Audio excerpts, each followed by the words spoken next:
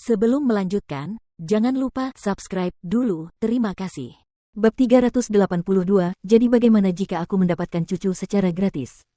Apakah pusat pengujian menyebutkan kapan hasil DNA akan keluar? Tanya Jing Yun kemudian. 3 hari lagi. Ada apa? Desak Papa Su. Akan menghemat waktu jika kamu bisa memprosesnya dengan cepat dan mengejutkan kakak juga.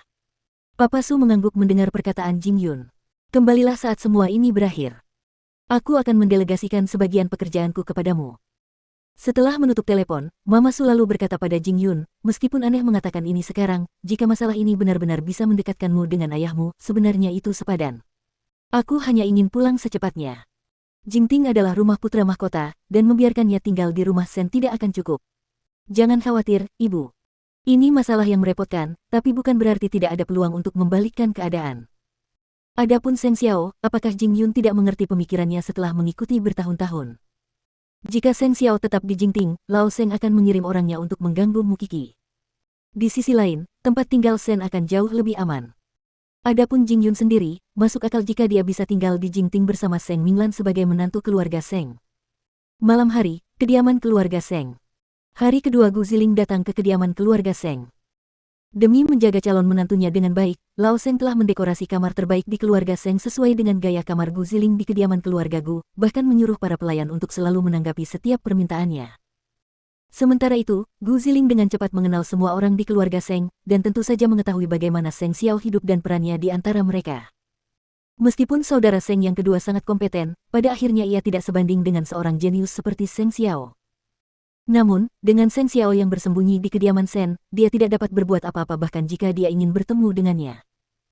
Ketika kakak kedua pulang dari Huang Yao di sore hari dan mendapati Gu Ziling sedang minum teh sendirian di lapangan golf, dia menghampirinya dan bertanya, "Kamu tidak kedinginan?" Gu Ziling menoleh dan tersenyum saat melihatnya. "Tinggal di sini bersama keluargamu dan kakek Seng begitu baik padaku, apa yang perlu dikhawatirkan? Kakek menyukaimu." Kakak kedua lalu duduk di samping Gu Ziling. Sedangkan kakak kedelapan. "Sekarang setelah kau menyebutkannya, kakak kedua, aku punya permintaan. Beritahu saya. Aku ingin bertemu Seng Xiao secara diam-diam," kata Gu Ziling. "Aku benar-benar penasaran dengannya." Kakak kedua merasa sesak di dadanya mendengar kata-katanya. Dia sekarang tinggal bersama keluarga Sen, dan keluarga kami tidak tahu kemana dia biasanya pergi. Dia pasti tidak akan muncul jika kami memintanya. Ulang tahun kakek jatuh pada bulan Maret. Saat itu, amarah kakak kedelapan pasti sudah mereda sepenuhnya. Kau tentu akan menemuinya jika kami mengundangnya kembali saat itu. Sepertinya itu satu-satunya cara sekarang. Gu Ziling mengangguk lemah. Dia meminta untuk bertemu dengan calon tunangannya seolah-olah hal itu masuk akal. Begitu Gu Ziling yakin bahwa orang yang disukainya adalah kakak kedelapan, lelaki tua itu akan segera mengumumkan kabar baik apakah Seng Xiao akan setuju atau tidak. Namun, entah mengapa kakak kedua merasa kesal dalam hati. Cuacanya masih dingin. Sebaiknya kamu kembali ke kamar untuk beristirahat. Baiklah. Gu Ziling mengangguk, meskipun dia sudah berencana untuk melakukannya. Meski begitu, mengapa dia condong ke arah Seng Xiao?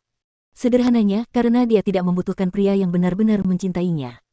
Yang diinginkannya hanyalah pernikahan yang hanya sebatas nama dan menggunakannya sebagai alasan untuk meninggalkan keluarga Gu. Itulah sebabnya kakak kedua tidak pernah menjadi pilihannya sejak awal. Jelaslah bahwa Seng Xiao tidak akan pernah terpikat pada Gu Ziling karena betapa besar cintanya dia pada Mukiki dan betapa erat hubungan mereka, yang membuatnya semakin mungkin bahwa Gu Ziling akan setuju untuk menjadi istri kontraknya. Namun, Gu Ziling terlalu banyak berpikir. Di antara semua ide yang ada di benaknya, satu-satunya yang benar adalah bahwa Seng Xiao dan Mukiki saling melengkapi. Pertama dan terutama, Seng Xiao tidak akan pernah mau berurusan dengannya. Kedua, Mukiki bukanlah orang bodoh yang akan membiarkan Xiao Xiao pergi begitu saja. Ketiga, dia meremehkan betapa Seng Xiao membenci keluarga Seng. Meskipun demikian, naluri kewanitaannya tajam untuk tidak memilih kakak kedua. Ia dapat mengetahui beberapa hal hanya dari cara pandangnya, meskipun tidak banyak, kakak kedua jelas menganggapnya sebagai pasangan hidup yang ideal. Tetapi apa yang paling tidak ia butuhkan dalam hidup saat ini adalah cinta seorang pria. Dia takut akan hal itu. Sementara itu, cucu dari keluarga Seng telah tinggal di kediaman Sen selama itu secara tidak sah. Tentu saja, Seng Tua dapat mempermalukan Sen Tua sebanyak yang ia bisa dengan menyebarkan rumor yang akan membakar telinga Sen Tua.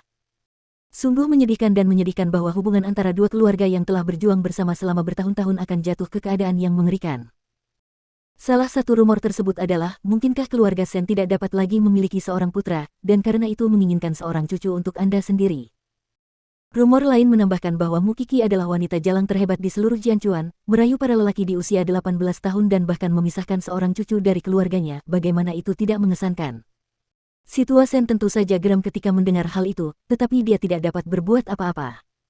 Bagaimanapun, Shen Xiao tinggal bersama keluarganya tanpa alasan yang sah. Dengan pertunangan yang gagal yang memisahkan kedua keluarga, Shen Xiao benar-benar tidak punya alasan untuk tinggal di rumah mereka. Ketika Mu Qixi melihat kakeknya marah, dia langsung bersikap seperti cucu yang baik. Kakek, kamu selalu hidup dengan baik dan berbudi luhur. Mengapa harus merendahkan diri seperti mereka? Saya sedih kamu difitnah seperti itu di usiamu yang masih muda. Kakek, Mu Qixi memanggil dengan malu-malu, sambil bersandar di bahu lelaki tua itu. Xiao Xiao sudah meninggalkan keluarga Seng demi aku. Aku tidak bisa berbuat apa-apa di sini, jadi kamu bisa berpura-pura aku punya suami yang bebas. Tidakkah kamu berpikir begitu? Lelaki tua itu mendengus. Aku akan menyelesaikan masalah kalian berdua jika kalian tidak terlalu muda.